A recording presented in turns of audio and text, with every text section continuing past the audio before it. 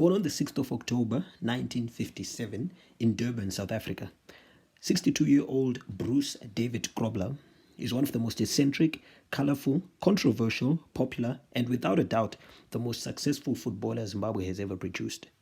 Hello again, guys, and welcome to another episode on Sasan's Corner. And on today's episode, as we continue to focus on legends of Zimbabwean soccer, I will be giving you 10 interesting facts about the legend himself, the jungle man, Bruce Grobbellaar. Let's get straight into it. Number one, Bruce Grobbellaar was actually born in Durban, South Africa, as a South African, but he moved to Zimbabwe at a very young age with his family, and he actually ended up playing for his adopted nation and also went on to become very much a hero of his adopted nation. He moved to Zimbabwe, then known as Rhodesia, and of course it later went on to be known as Zimbabwe. Number two, Grobbellaar also played for Highlanders as a teenager. In actual fact, he played for Highlanders Football Club as a teenager, and this was actually his first club around 1973. So yeah, it's interesting to know that Grobbellaar also actually played for Ibos or Highlanders as a teenager.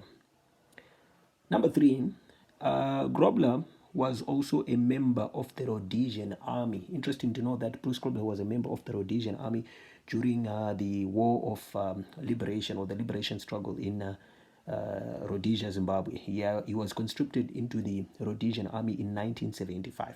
And according to an interview he did with popular British newspaper The Guardian, Grobbellaar actually states that he even killed enemy soldiers during his time in the Rhodesian Army.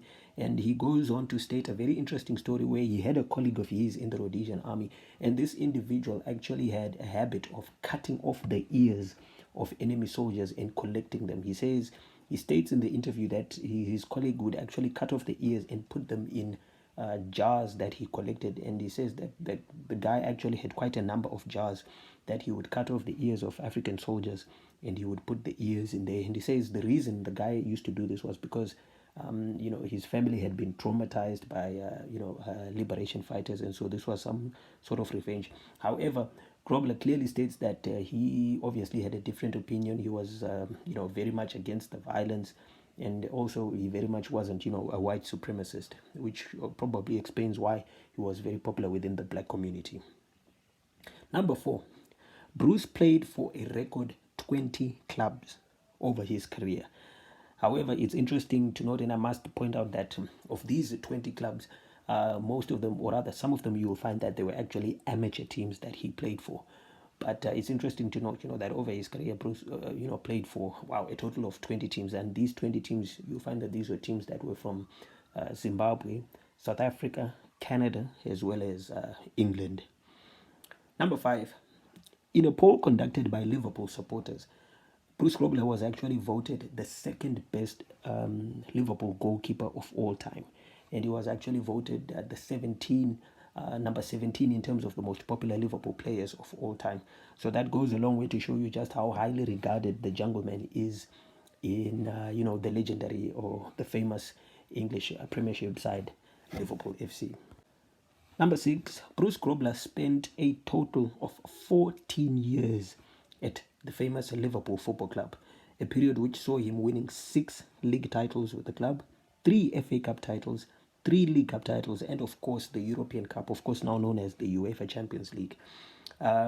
His 14 years at the club would see him racking up a total of 628 appearances for the Reds, which is quite a remarkable achievement, considering the status and that Liverpool holds within English football and even European football as well. So kudos to the Jungleman for his achievements. Number seven, in 1994, however, Bruce Grobbellaar was accused of match fixing during the time that he had played in England. He was accused alongside 2 other professional soccer players. However, after investigations and several court appearances, in 1997, Bruce was cleared of the match fixing allegations. This was because of lack of sufficient evidence. He then went on to sue the publication that had actually initially accused him of the match-fixing allegations. He sued a tabloid known as The Sun in England. He sued them for £85,000. However, The Sun appealed the action taken by Grobbellaar, and the matter was taken to England's House of Lords. And then while there, it is, the House of Lords, they actually ended up discovering that there was evidence of dishonesty on the part of the jungleman, and the £85,000 that he had initially been awarded was actually reduced to only £1. So in actual fact, in the end, he ended up only receiving £1 because these guys, they found that there was evidence of dishonesty. And for that, Grobler was actually ordered to pay the son an amount of £500,000 in legal costs. However, he couldn't pay the amount because he then ended up filing for bankruptcy. And so, yeah, that was actually a very dark period, and a period which actually tainted what was otherwise a very glorious career for the jungleman Bruce Grobbellaar. Number 8. The Bruce Grobbellaar also has a very famous story, one of the most famous stories which has come out in recent time, and this has something to do with Liverpool's record in the English Premiership. According to Bruce Grobbellaar, sometime around 1992, Liverpool Football Club held what was something of a testimonial match for Bruce Grobbellaar. Now, at the time, it is said that a Sangoma was invited from Zimbabwe by sponsors of Bruce Grobbellaar at the time. And it is said that when the Sangoma arrived in England, he placed a curse on Anfield Stadium, which is the home of Liverpool FC. And according to Grobbellaar, the curse that was placed by the Sangoma stated that as long as Bruce was not a member of Liverpool Football Club, Liverpool would not win the English Premiership title. And it so happened that 1992 was the last time that Liverpool would ever go on to win the Premiership. Fast forward to 2019. Now, what actually happened was that Bruce Grobbellaar states, and he actually states this as well, I think in his biography or something, he states that in 2014, Bruce Grobbellaar tried to break the curse.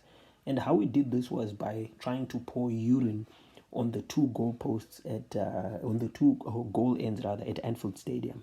He did this, he poured some urine on the one end at Anfield Stadium in 2014. However, because he couldn't pour the urine on the other end, he states that in 2014, this was the season where former Liverpool captain Steven Gerrard famously slipped while Liverpool was playing against Chelsea. They ended up losing that game, and you remember that was the season Liverpool ended up finishing second and narrowly losing the Premiership title to Manchester United.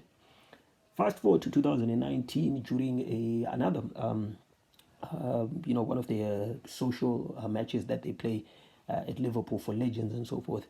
Grobbellaar states that he then went on to accomplish his task of pouring urine on the other goal at Anfield Stadium. And it's interesting to note that he actually states that ever since he poured that urine, Liverpool have actually never gone on to lose at Anfield, number one.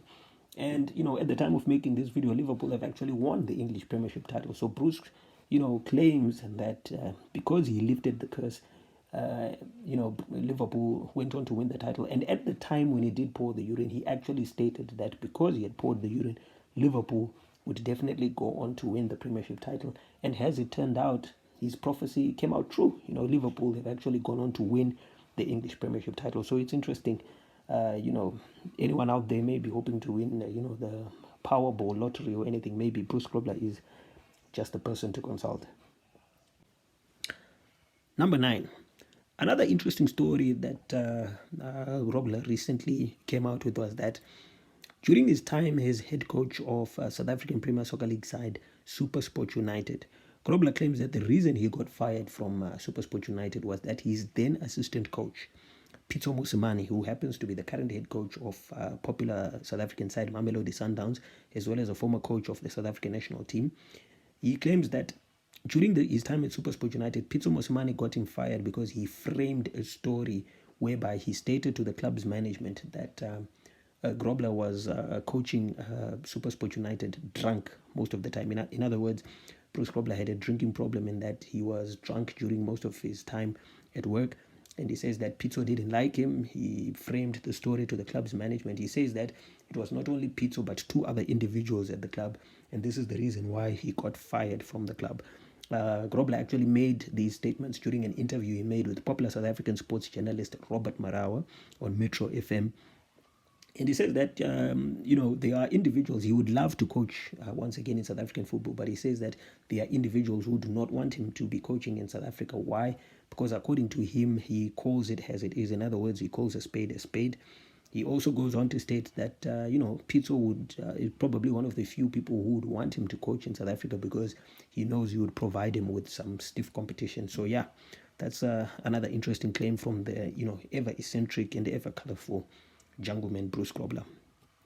Number 10, another interesting claim from Bruce Grobbellaar is that during his interview with the Guardian newspaper, Bruce actually claimed, and this was around 2017, Bruce Grobbellaar claimed that Zimbabwean President Emerson Mnangagwa actually called him after taking over as president from former President Robert Mugabe, and they actually discussed the possibility of Bruce Grobbellaar becoming a sports and tourism and recreation and something of a reconciliation ambassador. And Bruce says he was actually, very interested in the post. And but obviously, I'm sure that never really materialized because that was some 2-3 years ago, and nothing has ever really come out of that. As I said, he made these claims during an interview he did with the Guardian newspaper in the UK. So, as I said, those were 10 interesting facts about the legendary Bruce Jungleman Grobbellaar, very colorful, eccentric figure in both Zimbabwean football as well as European football because of the time that he spent at Liverpool. Okay, thank you very much, guys, for joining me. Look forward to joining you in the next episode.